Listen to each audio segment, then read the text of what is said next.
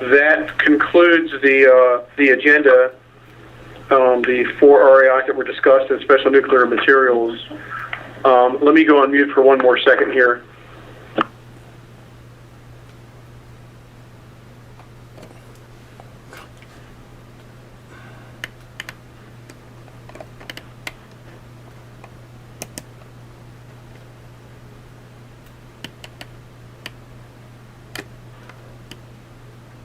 You did want to talk about B and C some as well, correct? Yeah, I kind of wanted to just touch on that. Let her know we're going to. Okay. All right. Yeah, please. Yeah, exactly. Okay, I'm sorry. Thanks for your patience. We're back. That closes out the formal agenda. And at this point, we'd like to query the public in attendance for any questions related to the RAIs discussed. This is Scott Linvall. Can I interject? Is there any other discussion, Alice, that's needed on Part B or C? Okay, because we'll provide additional. I'm looking forward to the text. That's all. Okay. Any questions from the public? Yes. Hey, Perry. This is Erica Gray calling from Henrico. Mute on. I guess viewing these maps just as a regular citizen, I do realize that, looking at a topographical map, basically looking at the surface, and that really doesn't help a lot. I do think that it would be better if actually all the faults had been placed on the map, because obviously there's quite a few other, after doing some research, there's other faults that are not represented on the map. And it would be good, too, to know exactly, where in these maps are the planning stages going on for where this new reactor would be. But even what JMU said about our geography here, or our geology, was that if we were only concerned with Virginia geology exposure at the surface, we'd miss what is most important. So basically, Virginia, the entire geology of Virginia has been compressed, folded, thrust, faulted, and typoscoped so that most of the rocks have been moved from their site of origin and stacked like a shuffled and bent deck of cards.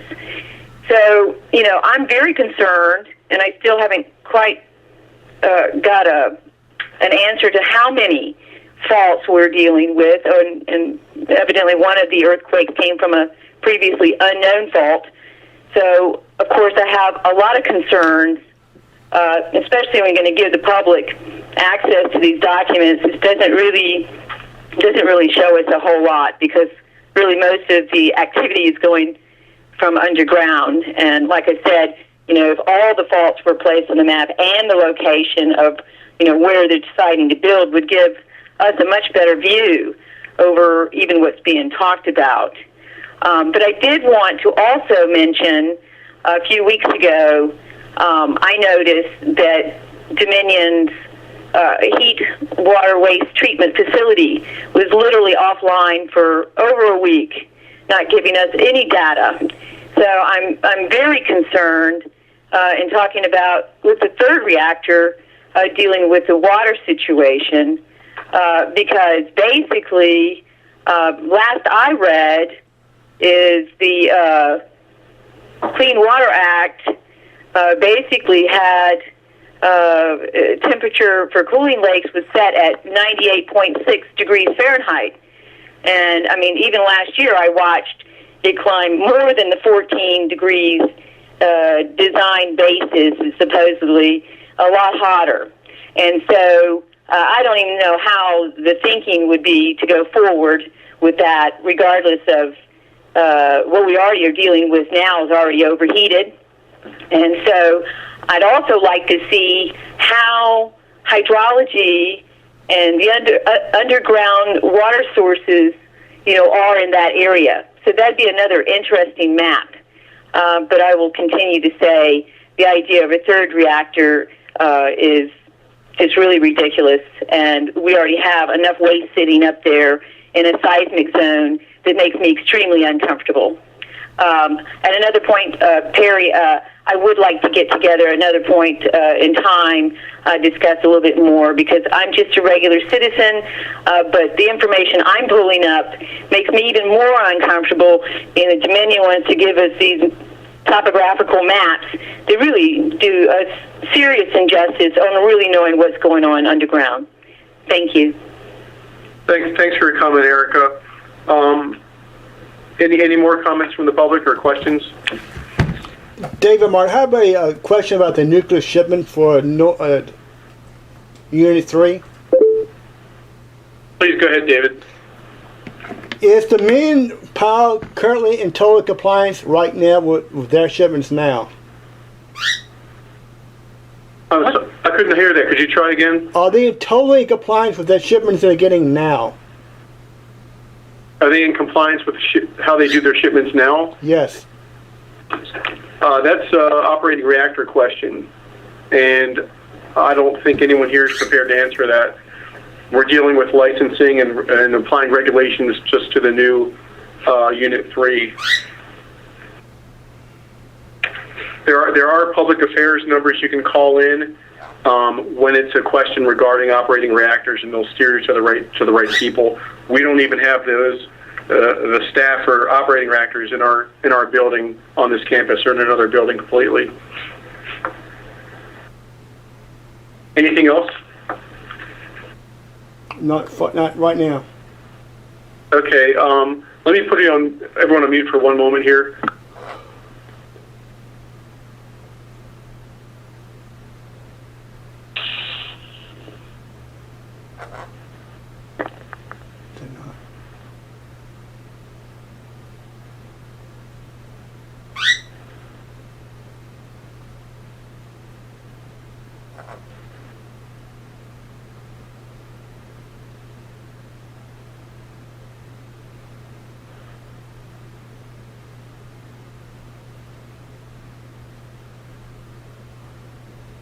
Okay, what we're going to do is we're going to end the public conference call officially at 3:07, I believe it is. And for the benefit of the two members of the public, Erica and David, we had recorded some questions back on July 10th that we tried to coordinate with you to some extent over the last month or so, and we're prepared to discuss those in a non-public portion of the meeting to hopefully answer your concerns. Anybody else who's on the line can drop off, or you can choose to stay on and listen if you like. But I'm officially ending the public portion of this meeting right now at 3:08. Thanks, everybody. Thank you, Perry. I'll get you that list of Dominion attendees, and Thanks, Ross. see you later. Thank you much. Thanks, everyone that was supporting Dominion on the call. Okay, for our 3 questions with the beep stuff. He will remain. Erica and David, you still on the line? Yes, I am. Yes, I am. David had an easy question, about the distance of one of the Harris Creek fault or Yeah, I got that one too. Hang on, let me go in order. How far is the fault from? What I had, first of all, from Erica on July 10th was how many faults were within a 50-mile area from North End of Unit 3. And we have Vlad and Alice here that hopefully one or both could help with that answer. Well, I mean, I can't answer with a specific number. There are many faults within a 50-mile radius, and they aren't points; they're lines. So it's kind of like a line. How do you count a line from North Anna? But anyway, most of these faults, all of these faults, are very, very old, and they are not associated with seismicity in the Central Virginia seismic zone. Hey, Alice, I can appreciate what you're saying, but I'm not sure if it was the 5.8 or another one, but it came from a previously unknown fault. So if it was previously unknown, then I'm kind of under the impression that, we've got unknowns that are capable of causing movement. I guess the other question on top of that would be, When we had the 5.8 earthquake, with some of the data that came out was that the size of the rupture is still yet uncalculated. But similar quakes have been caused by slippage along fault segments that are 5 to 15 kilometers long. So have we not quite yet calculated the rupture size? Okay, Erika, this is Vladimir Greiser, seismologist. Okay, we have the size, we have everything already done. This information is, nothing is of course completely complete, but we have good recordings of the main shock. We have a lot of recordings from the aftershocks. And what is happening, basically, aftershocks of the first few days usually counter the fault associated with earthquake itself. This is why kind of all this information is already known to the community, and it's discussed and it's kind of ready in publication. This is why kind of just to summarize, we know what was happening, and we have a pretty good model of this earthquake, and we also know what kind of and what type of ground motion used. This is the kind of answer to your question. Now, speaking about faults, you have to understand that no matter what we have fault or no, but everything which is lower than 6.5 magnitude is already incorporated into seismic hazard. What this means in plain and simple English, no matter what is happening, no matter what fault occurs, we already assign this value of magnitude 6 at least for this area. This is why kind of what we assume that at any places in central Virginia this earthquake can happen. And this means that the reactor or whatever is built there, like nuclear, is already designed to withstand at least this ground motion. And in summary, what I'm saying, magnitude 5.8, actually it was 5.7, but it's okay. 5.8 is below the level that we are counting for. I don't know if I answered your question, but that's how we assign.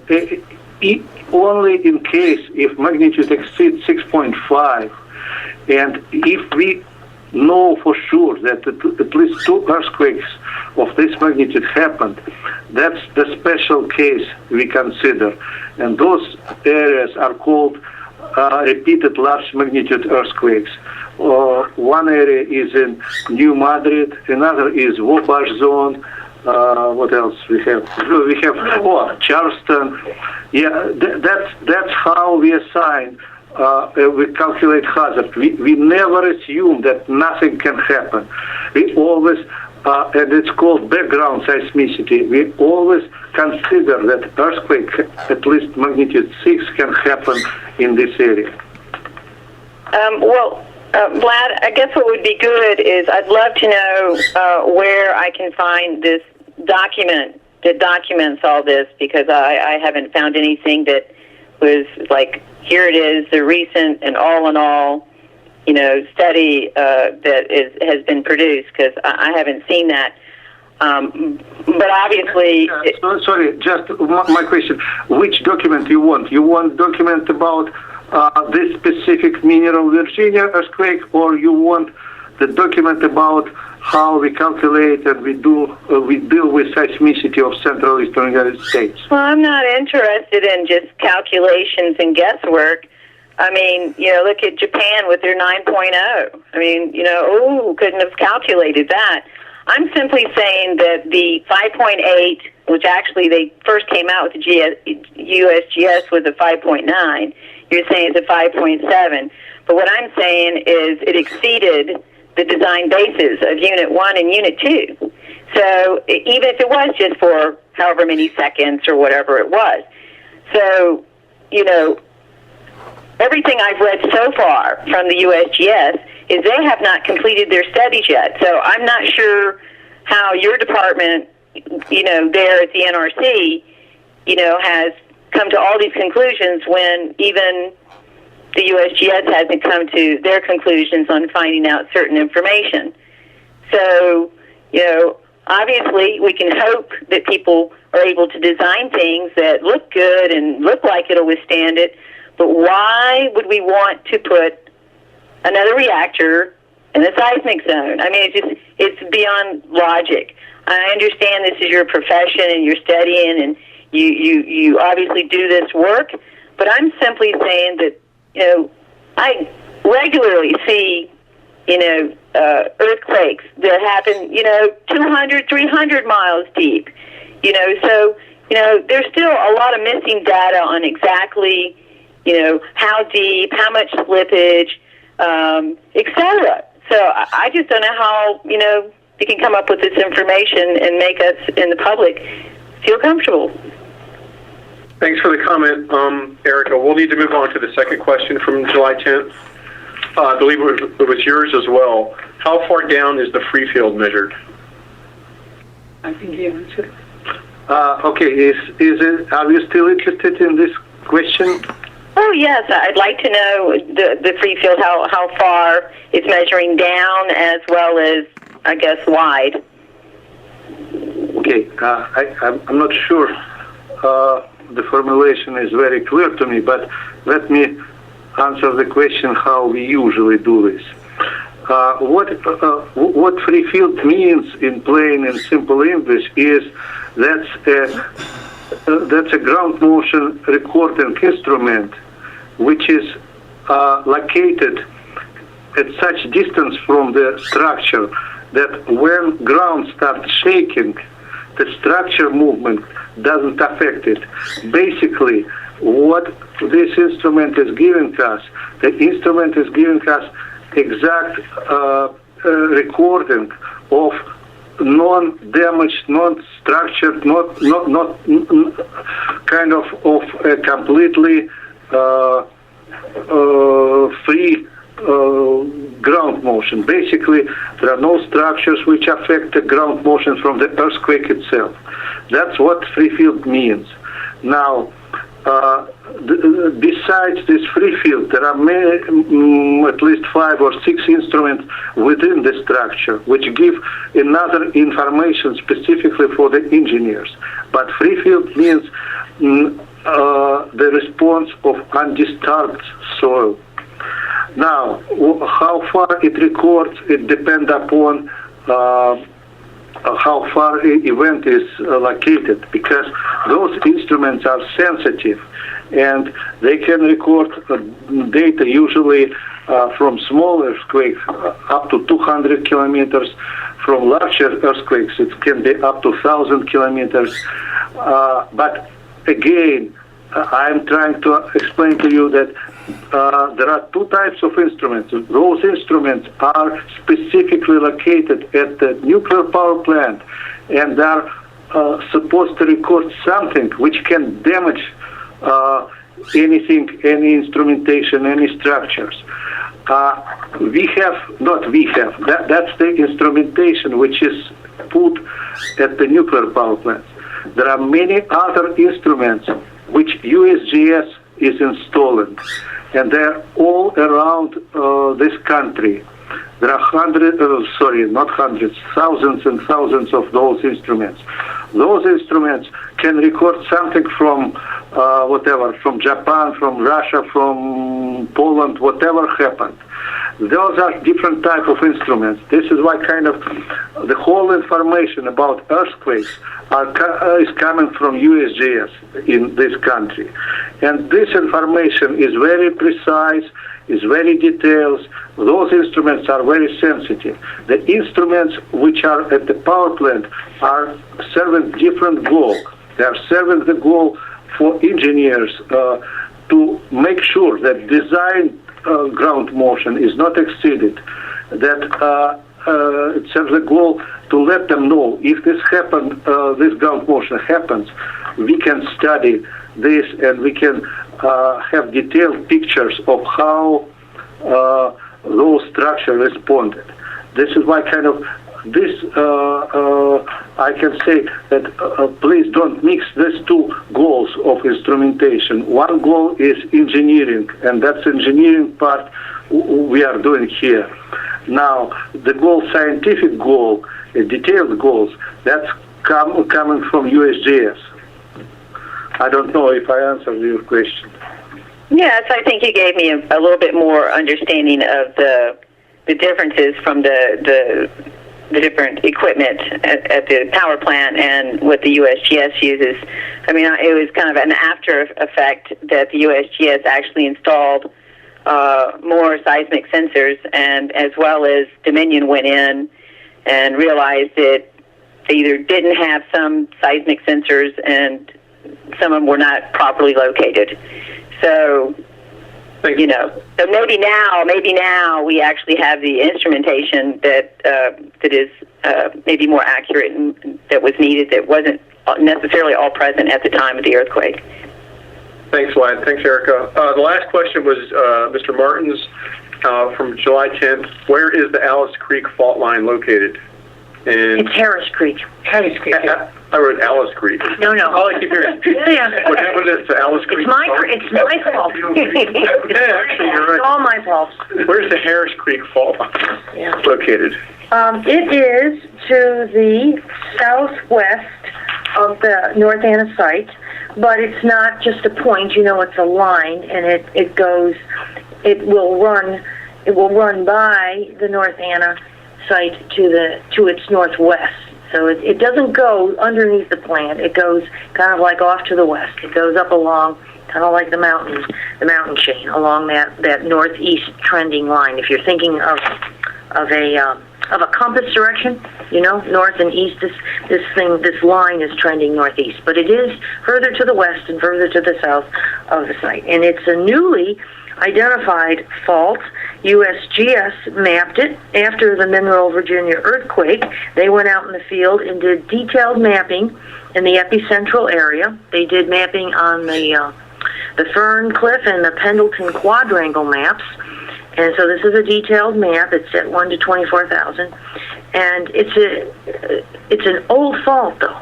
Even though it's in that area, it is still, as far as we can tell from the evidence we have now, it is still a very, very old fault. It is not something that is implicated in any way with the Monroe, Virginia earthquake. Alice, can I ask you a question? Sure. So what fault what was the fault that the 5.8 happened on? That is like a hypothetical fault, kind of. It is defined only in the geophysical data. It's subsurface data, and it's just the aftershocks lined up on a planar feature in the subsurface.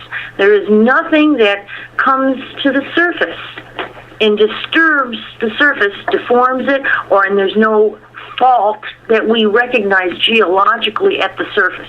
This is kind of like remote sensing, if you will. It's only in the subsurface. And we project it to the surface, and that's why we focused this geologic reconnaissance in this area. That's what Dominion did with their contractors. They did a projection and did a kind of like a what-if scenario, and they went out there and scoured the landscape to see if there was any surface expression. And the USGS went out, and they scoured that same landscape, and they found nothing.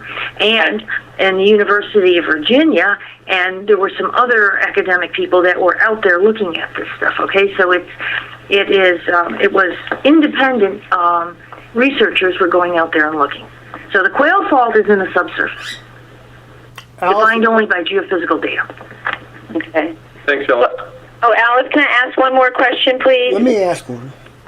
There's data or information going back to when Dominion was originally building the plant, and it was said that an earthquake fault was found, and that actually at the time it wasn't Dominion, I guess it was Virginia Power Company or something. Right. They were fined like $32,000 for, I guess, not being forthcoming on what they found or something. But anyway, what earthquake fault is that supposedly the plant is on top of? Oh, that's a very old fault. I mean, what's the name of it? They don't have a name. It's fault A. Okay.